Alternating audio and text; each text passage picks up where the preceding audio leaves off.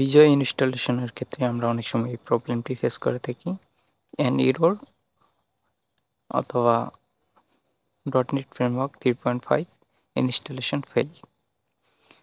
সাধারণত উইন্ডোজ দেওয়ার পর .NET ফ্রেমওয়ার্ক ইনস্টলেশন না হওয়ার ক্ষেত্রে এই প্রবলেমটি দেখা দেয়।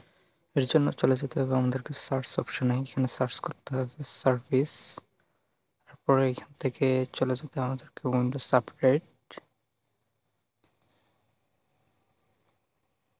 উইন্ডোজ আপডেট অপশনে রাইট ক্লিক করতে হবে, এরপরে ম্যানুয়াল অপশন থেকে অটোমেটিক ডাইলেট স্টার্ট, এরপরে অ্যাপ্লাই, দেন ওকে। আবার চলে যেতে হবে সার্চ অপশনে, এখান থেকে কন্ট্রোল প্যানেলটা ওপেন করে নিতে হবে,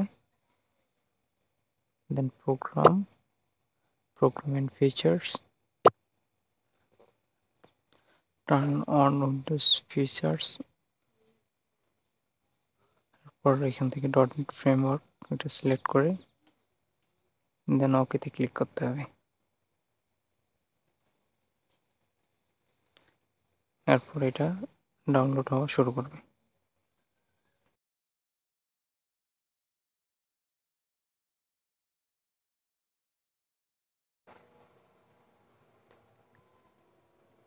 ডাউনলোড কমপ্লিট।